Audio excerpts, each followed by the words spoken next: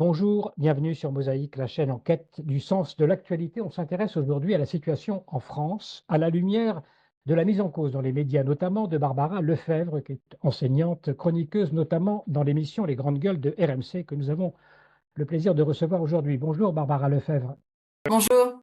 Alors, c'était le mois dernier sur le plateau de d'I24, le jour où étaient rapatriés les cercueils des enfants Bibas. Vous affirmiez que de nombreux civils gazaouis avaient participé au massacre du 7 octobre et vous ajoutiez, je cite, on ne peut que soutenir le plan Trump et décider une bonne fois pour toutes que la bande de Gaza doit devenir une zone vierge. Alors, depuis ces déclarations, vous avez fait l'objet de menaces sur les réseaux sociaux notamment. Certains ont cherché à vous faire vous écarter de votre émission, où vous participez sur RMC, les Grandes Gueules. Et tout cela fait qu'aujourd'hui, eh bien, vous êtes placé sous surveillance policière. En tout cas, la police est alertée sur votre situation. Racontez-nous d'abord comment tout s'est enclenché, peut-être Barbara Lefebvre.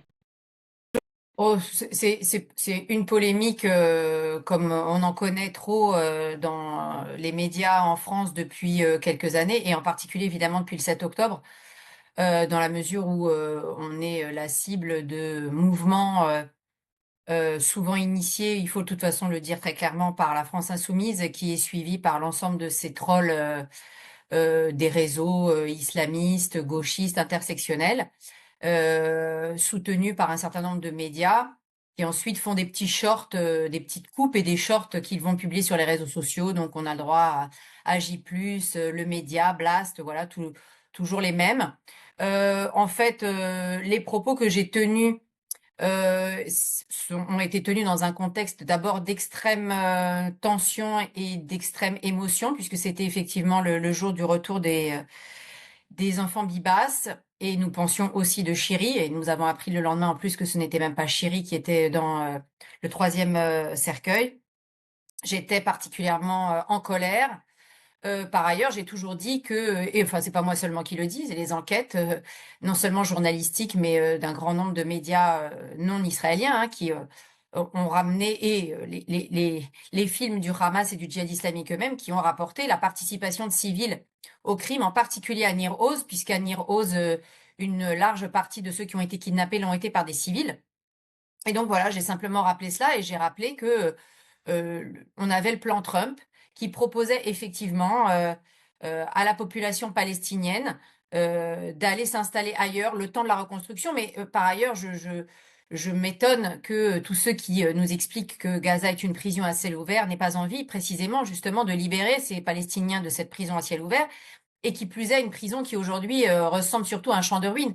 Donc je ne comprends pas bien ces défenseurs du peuple palestinien qui veulent que le peuple palestinien demeure dans un territoire dévasté, privé d'infrastructures sanitaires et d'infrastructures de base, et que la proposition de Donald Trump, qui manque évidemment pour l'instant de cadre, mais qui, me semble-t-il, est une proposition qui doit être intéressante et qui mérite d'être étudiée. Mais apparemment, dire cela, bah, c'est une...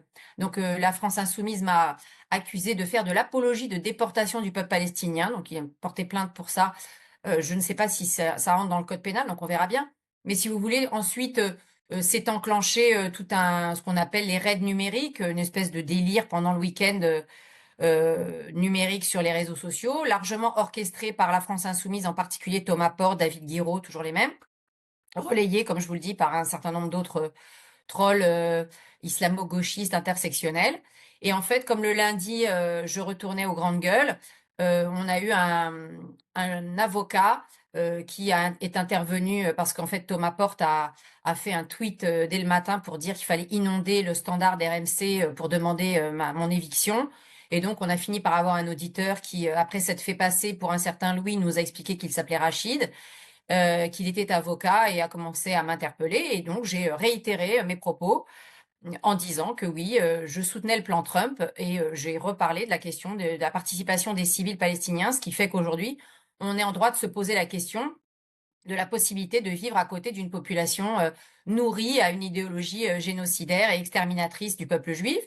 Voilà, j'ai uniquement souligné cela. Et ça a en fait passablement excité une partie de la société, du syndicat des journalistes de RMC BFM, qui ont essayé de faire pression sur la direction pour que je sois exclue des grandes gueules, ce que la direction a refusé, puisque la direction m'a soutenue dès le départ en disant que même si elle n'était pas d'accord avec mes propos, c'était une opinion et pas un délit, et que donc Mm. il ne me retirerait pas de l'antenne. Et voilà. En fait, Voilà. tout ça a ensuite été très, très orchestré par la CGT BFM RMC, qui ne représente qu'une infime partie de la Voilà. rédaction, Ouais, bien sûr, parce que mais vous parlez c'est toujours la même chose, quoi. vous parlez d'un microcosme là qui s'agiterait, mais Exactement. il n'arrive pas Exactement, mais moins c'est que ça. vous C'est avez ça qui est été, intéressant. que vous avez été malgré tout, que la police, le ministère de l'Intérieur a jugé bon de considérer qu'il y avait un danger quand même vous concernant. Ah oui, mais c'est justement ça qui est très intéressant, c'est de voir que c'est un microcosme politico-médiatique d'extrême gauche qui agite une polémique, et que cette polémique, en réalité, elle est immédiatement relayée par un certain nombre de personnes sur les réseaux sociaux, qui souvent évidemment sont des anonymes, sans parler de réseaux sans aucun doute étrangers qui s'en sont mêlés avec une ingérence, puisqu'en plus il y a eu un parallèle entre une autre grande gueule qui avait été renvoyée, qui s'appelle Mehdi Guezar, qui avait dit que le Maroc était un pays de pédophiles dirigé par les sionistes. Donc, si vous voulez, on était sur un autre niveau, au niveau délit d'opinion. Et lui, il avait été renvoyé. Et donc, dès le début, il y a eu un parallèle. On renvoie Mehdi Guezar, mais on ne renvoie pas Barbara Lefebvre, sous-entendu. On renvoie le musulman, mais on renvoie pas la sioniste. Enfin bon, voilà, il y avait tout ce truc qui est monté aussi. Donc, c'est une toute petite minorité, mais c'est des gens qui ont un tel pouvoir sur les réseaux sociaux et qui surtout sont tout de suite dans la menace de mort et dans des menaces suffisamment graves pour que, effectivement, la police s'en saisisse, les renseignements s'en saisissent. Et j'ai dû, effectivement, porter plainte pour des menaces de mort. Et j'irai au bout de ces plaintes, parce que qu'on m'insulte, ça ne me pose aucun problème. C'est le principe du débat public. Si des gens ont envie de s'opposer à moi par l'insulte, à défaut d'arguments, moi, ça ne me dérange pas. Mais en revanche, qu'on me menace de mort, là, c'est une autre chose. Et que je sois obligée d'aller enseigner dans mon établissement avec une patrouille de police en statique, si vous voulez, ça, je ne l'accepte pas. Je ne l'accepte pas pour moi, je ne l'accepte pas pour mes collègues, je ne l'accepte pas pour mes élèves. Et ceux qui m'ont menacé de mort, nous irons au bout de la levée de leur anonymat sur les réseaux sociaux et je les traduirai en justice. Parce que c'est le cas actuellement. Donc, il y a une voiture de police, disons, qui vous suit, qui est devant chez vous et qui vous accompagne jusqu'à... Non, alors elle m'accompagne pas. Non, non, c'est des patrouilles en fait. Je suis sous surveillance. Je n'ai pas de protection policière H24, encore heureux. Ça s'est posé un petit peu au début, mais finalement ça s'est pas fait parce que la menace n'était pas suffisamment forte, on va dire. Et c'est heureux pour moi parce que je n'avais pas envie du tout. Mais effectivement, devant mon établissement scolaire, il y a eu des patrouilles de police. Il y a des patrouilles de police pour me protéger et pour protéger l'établissement compte tenu des menaces et surtout compte tenu du passif qu'on a pu connaître dans les établissements scolaires depuis l'affaire Paty, notamment. Voilà, on peut dire que effectivement les autorités françaises réagissent Et malgré elles tout. réagissent très fortement, très bien. Je me suis sentie très accompagnée, aussi bien par le rectorat, par la police, évidemment par la direction d'RMC qui m'a soutenue. Voilà. Et vraiment, Il y je a les tout de remercie. même un effet Samuel Paty, on peut dire, par rapport à une vigilance Oui, bien sûr. sur de tels actes. Alors, ça, c'est un élément. Bon, je voudrais qu'on aborde, avant d'aller plus loin, deux autres symptômes, on va dire, hein. D'abord, cette affiche qui montre la photo de Cyril Hanouna, qui fait écho aux caricatures antisémites de l'entre-deux-guerres, affiche de LFI. Donc, LFI, pour vous, c'est le moteur de cette expression de la parole antisémite qui, on voit, se libère, peut-être de manière inconsciente, en tout cas de manière nette, dans cette affiche de Cyril Hanouna. Moi, je crois qu'il y a plus du tout d'aspect inconscient. Alors évidemment, on les entend là tous ramer.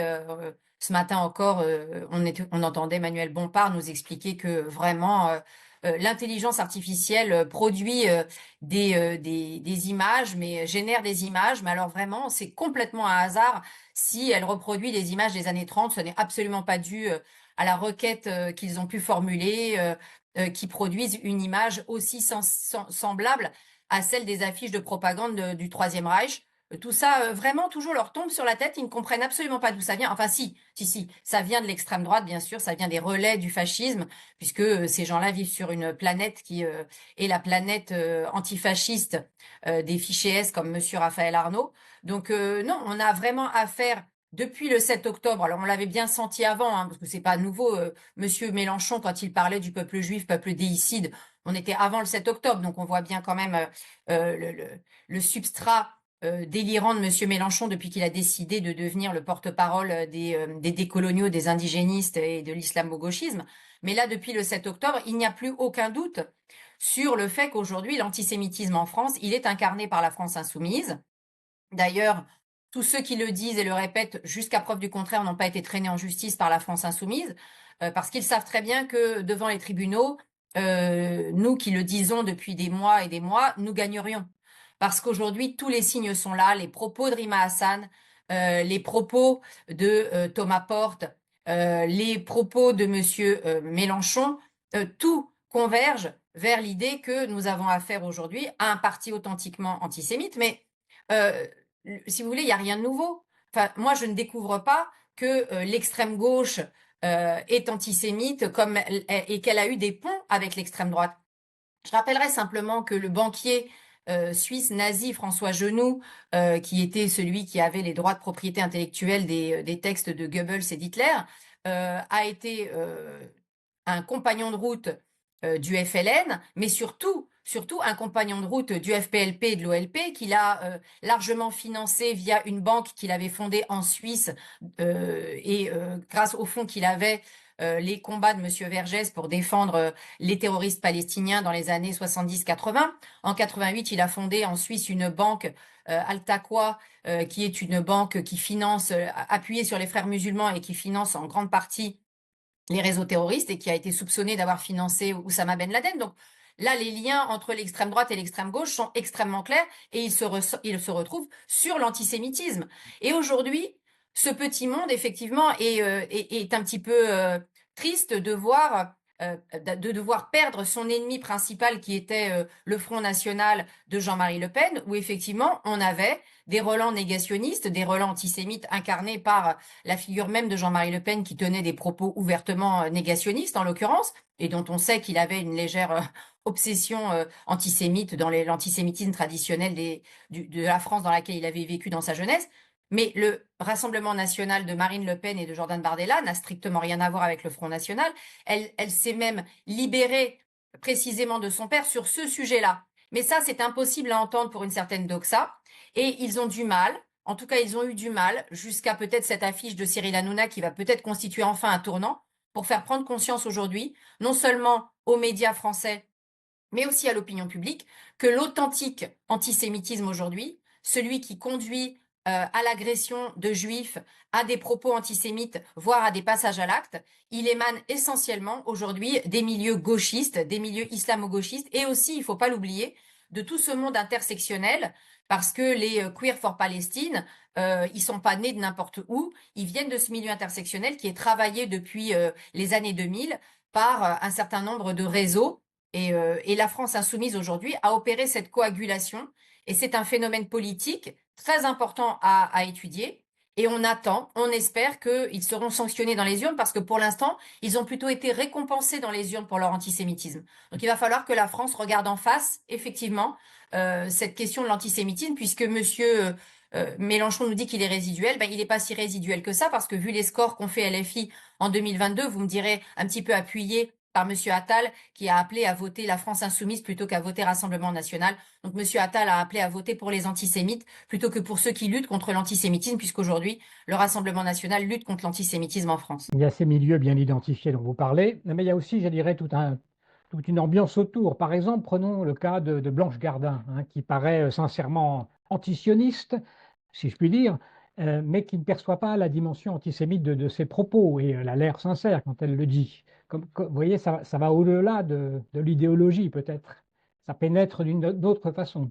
Oui, pour Blanche Gardin, c'est d'autant plus étonnant que quand on connaît un petit peu sa carrière et qu'on l'a suivie un petit peu, elle aussi, dans ses prises de position, elle se, enfin, elle se marquait justement comme quelqu'un qui ne voulait pas céder à la doxa ambiante. Moi, j'ai suivi avec beaucoup d'intérêt et beaucoup d'amusement sa série plus ou moins autobiographique qui s'appelait La meilleure version de moi-même sur Canal+. J'invite tout le monde à la regarder, c'est extrêmement drôle et où justement elle se moque avec énormément de férocité, bon, d'elle-même certes, mais aussi de tous ces milieux intersectionnels, les néo-féministes, les véganes, les naturopathes, etc.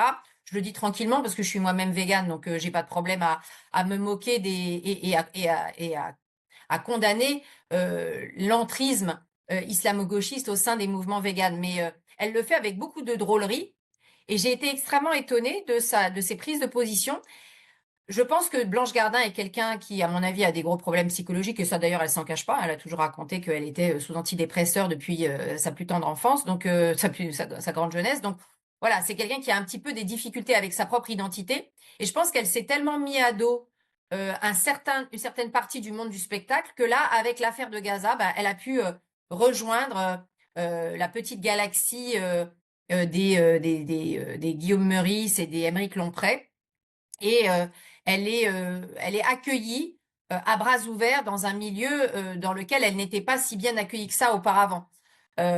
Donc voilà, je pense que pour Madame Blanche Gardin, ça relève plus de la psychologie, peut-être même un petit peu de la psychiatrie, puisqu'apparemment elle est suivie par un psychiatre pour des problèmes qui durent depuis longtemps, que ça ne relèverait de l'idéologie. Je ne vois pas bien comment on peut être une proche de Michel Houellebecq et en même temps tenir les propos antisémite qu'elle tient, mais elle manque de connaissances parce qu'elle ne sait pas que l'antisionisme est par nature un antisémitisme, puisque être juif, c'est être sioniste. Le retour à Sion, c'est ce qui habite la tradition juive depuis plus de 2000 ans. Donc les gens qui ne comprennent pas que refuser aux juifs un État, c'est refuser l'essence même du judaïsme, puisque le judaïsme n'est pas une religion éthérée, universaliste, sans ancrage national. C'est au contraire, précisément, à la différence justement de l'islam et du christianisme, c'est une religion nationale, c'est une religion qui est d'abord ancrée dans une terre, cette terre dont les juifs ont été privés, mais en réalité, cette terre qu'ils n'ont jamais quittée spirituellement et aujourd'hui, effectivement, de façon politique. Donc vraiment, ces gens-là ne comprennent pas le lien entre antisémitisme et antisionisme. Nous allons reprendre dans quelques instants le fil de cet entretien, quelques petites secondes, le temps de vous rappeler que notre chaîne est totalement indépendante et n'existe que grâce à votre soutien. Si vous souhaitez donc nous aider à nous développer, vous pouvez cliquer sur le lien qui figure dans la description de cette vidéo et qui vous mènera jusqu'au site Buy Me a Coffee où vous y trouverez plusieurs options pour soutenir la chaîne Mosaïque. Merci vraiment à toutes et à tous. Et nous reprenons donc maintenant notre entretien. Alors, vous avez parlé du Rassemblement national tout à l'heure. Je voudrais qu'on parle de la communauté juive française depuis le 7 octobre. Alors, on l'a vu, depuis l'invitation par le ministre de la Diaspora, donc à Jérusalem, de Jordan Bardella et de Marion Maréchal pour une conférence sur l'antisémitisme qui aura lieu dans les prochains jours et qui a provoqué le retrait de Bernard-Henri Lévy, qui devait assister à un repas, etc., dans ce cadre-là, à la présidence d'Israël. Est-ce que ce n'est pas le signe d'un éloignement finalement identitaire entre la diaspora qui continue à vivre finalement sa condition juive face au danger de l'antisémitisme, on va dire traditionnel, tandis que les Israéliens sont désormais plus sensibles à valoriser ceux qui les soutiennent, ceux dont ils sentent qu'ils les soutiennent. Est-ce que vous diriez que cette affaire-là illustre cette tension? Elle illustre surtout la différence ontologique d'existence même du juif de diaspora et du juif israélien, de celui qui est revenu chez lui en quelque sorte. Le juif de diaspora, il est une minorité, il est par nature fragilisé, en situation de vulnérabilité. L'histoire lui a montré à quel point les cycles de confort et d'incertitude, de danger et de sécurité s'alternaient sans fin et sans répit. Et donc, les Juifs en diaspora se sentent toujours vulnérables. De ce fait, ils ont un biais que personnellement je regrette toujours, c'est qu'ils ont besoin d'être aimés. Ils ont besoin de se faire aimer de la majorité et de la doxa et du mainstream ambiant.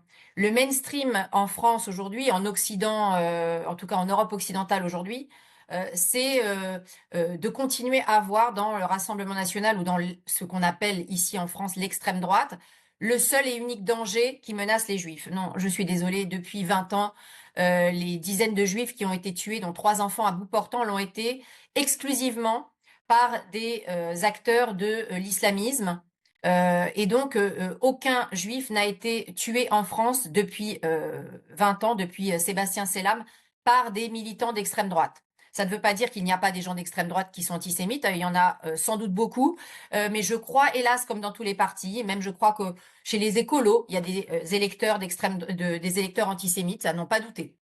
Donc je pense que partout il y a des antisémites et, euh, et donc on a ce focal qui est un petit peu un focal rassurant. Et l'ambiance étant qu'il faut dire que l'antisémitisme vient d'extrême droite, si tout d'un coup vous dites, bah, comme par exemple Serge Klarsfeld, que bah, le Rassemblement national ne menace absolument pas les Juifs de France, alors là vous faites s'effondrer ce qui pendant 40 ans a constitué le discours ambiant de la lutte contre l'antisémitisme, je dirais tranquille pépère. C'est-à-dire que là, on peut descendre dans les rues, hein, la manif de Carpentras, le plus jamais ça, il n'y a pas de problème pour l'extrême droite.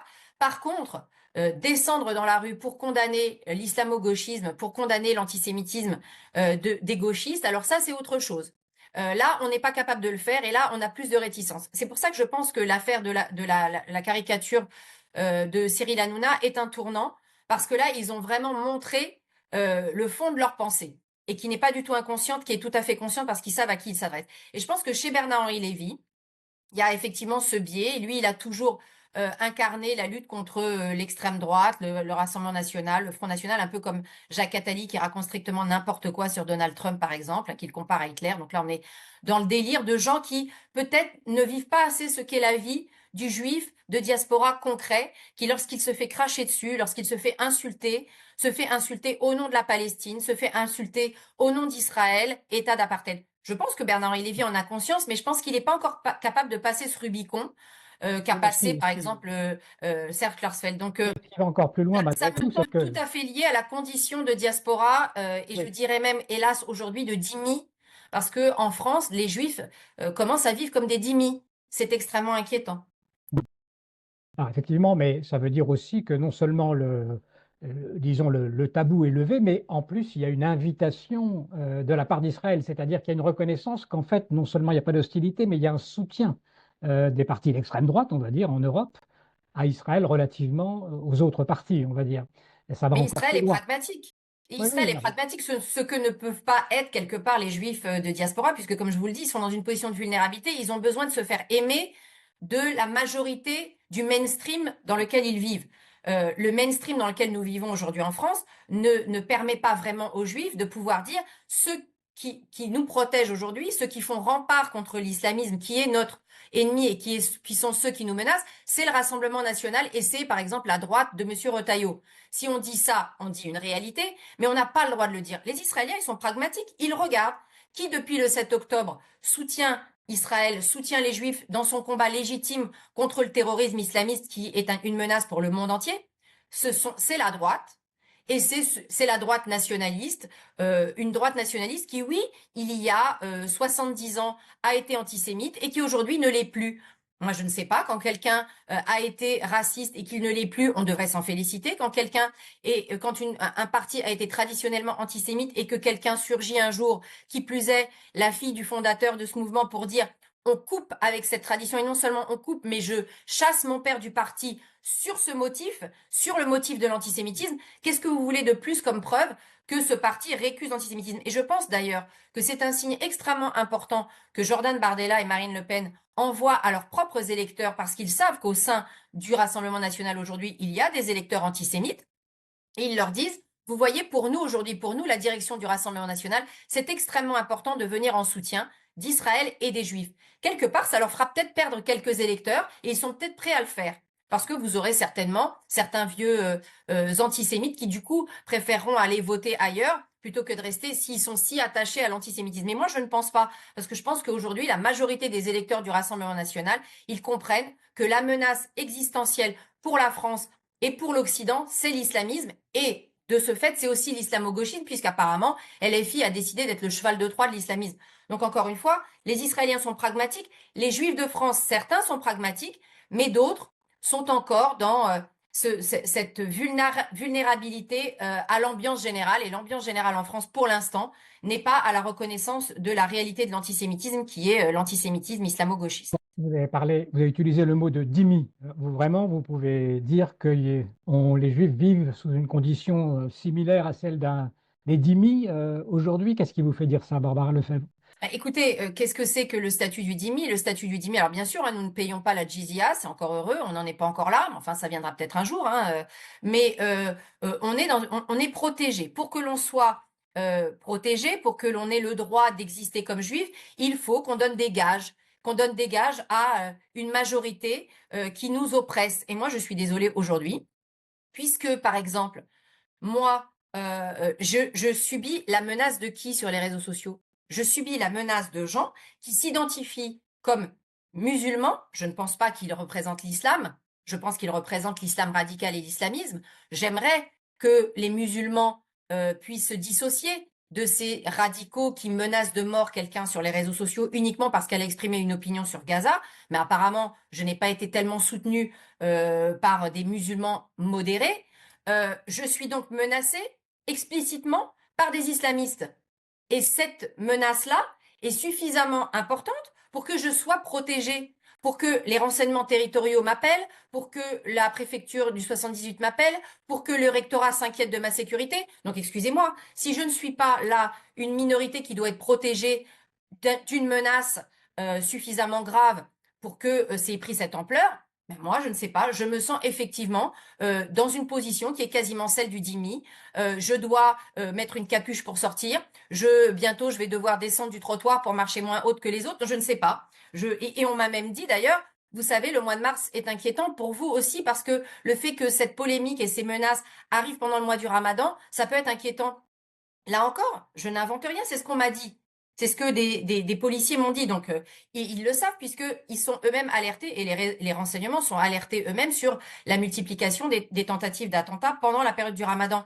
Excusez-moi, excusez-moi, je connais l'histoire et je vois donc que on peut potentiellement aujourd'hui faire des liens, puisqu'encore une fois, je suis menacée parce que j'ai tenu des propos et je suis menacée par qui? Par des islamistes qui disent qu'ils vont me faire la peau comme ils ont fait la peau à Samuel Paty ou à d'autres. Bon, bah, excusez-moi, si je sais faire des équivalences, c'est juste parce que j'ai un esprit logique.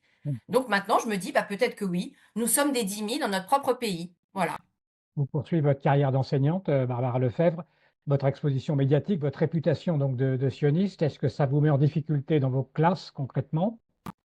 Dans mes classes, non, puisque moi, je suis une enseignante qui a toujours respecté la stricte neutralité à la fois laïque et la stricte neutralité laïque, ça veut dire de ne pas exprimer ses opinions lorsqu'on fait cours. Donc moi, mes cours sont irréprochables. Aucun parent d'élève, aucun inspecteur, aucun élève ne pourra jamais trouver dans mes cours une quelconque expression de mes opinions. En revanche, en tant que citoyenne, j'ai le droit de les exprimer publiquement. Que ça pose problème sans doute à certains collègues, bah écoutez, si ça leur pose Mais il y problème, a peut-être je des les élèves laisse eux. malgré tout d'origine musulmane, par exemple, qui pourraient vous avoir repéré et être agressifs Ah avec vous. oui, ça sans doute, mais en tout cas, ils ne l'expriment pas et je pense qu'ils ont aussi un certain respect pour l'enseignant parce qu'ils savent que je les respecte. Et je les respecte comment? En enseignant de façon factuelle, historique. Moi, je suis professeur d'histoire, je ne suis pas professeur d'idéologie. À la différence d'ailleurs de certains collègues syndiqués qui, eux, mettent dans leur cours des éléments, notamment des professeurs de sciences éco, des professeurs d'histoire, des professeurs de lettres, qui effectivement font passer des messages idéologiques dans leurs cours. Moi, je ne fais passer aucun message idéologique dans mes cours et alors là, vraiment, je défie n'importe qui de venir les trouver. Donc, je suis très tranquille là-dessus. En revanche, oui, j'ai le droit à une expression personnelle. Je le fais depuis 2002, puisque lorsque nous avons publié Les Territoires perdus de la République avec Georges Bensoussan, nous étions trois à écrire sans pseudonyme, moi, donc, ma collègue Sophie Ferradjian, qui depuis est devenue inspectrice, et Yanis Roder, qui continue de s'exprimer publiquement. Donc, Alors, vous voyez, ça date depuis plus de 20 ans, je m'exprime sur ces sujets et je ne cesserai pas de le faire. ça date de 2002, effectivement, les territoires perdus. Vous dénonciez notamment l'inertie des autorités devant la montée de la haine anti-juive et anti-occidentale provenant de jeunes se réclamant de leur identité musulmane. Comment cette situation a évolué, pour finir rapidement, il nous reste quelques minutes, depuis précisément maintenant 23 ans? Ah ben, les choses se sont considérablement aggravées, mais du fait des réseaux sociaux. Si vous voulez, cette idéologie qui travaillait déjà la population musulmane, puisqu'en réalité, ça a été une réislamisation par l'idéologie frériste de nos compatriotes musulmans. Et nous, nous élevions dans les années 2000 contre cela, nous disions attention, nos compatriotes musulmans qui vivent un islam tranquille, sont en train d'être pris en main par une idéologie dangereuse, l'idéologie des frères musulmans, qui derrière charrie un imaginaire djihadiste. On a cessé de le dire, on a cessé d'alerter nos compatriotes et cessé d'alerter aussi les institutions en disant notamment l'importance du voile islamique comme outil de réislamisation par l'idéologie frériste de nos compatriotes musulmans. Bon, on n'a pas été entendu, voilà. Maintenant, cette idéologie-là, elle a ensuite utilisé les réseaux sociaux à partir des années 2010 et aujourd'hui d'une façon accélérée avec des moyens incroyables parce que ce sont des États étrangers qui financent toute cette idéologie et cette propagande sur les réseaux. Et aujourd'hui, la situation est devenue incontrôlable puisque les réseaux sociaux sont essentiellement le vecteur aujourd'hui de la radicalisation. La radicalisation ne se fait plus dans les mosquées en France, elle se fait exclusivement par les réseaux sociaux et elle se fait chez des gens de plus en plus jeunes. Donc la situation, elle est catastrophique. La prise de conscience politique en France actuellement me paraît tardive. On a perdu au moins 10 ans entre François Hollande et Emmanuel Macron. On espère qu'avec Monsieur Retailleau et d'autres, la prise de conscience va conduire à des actions.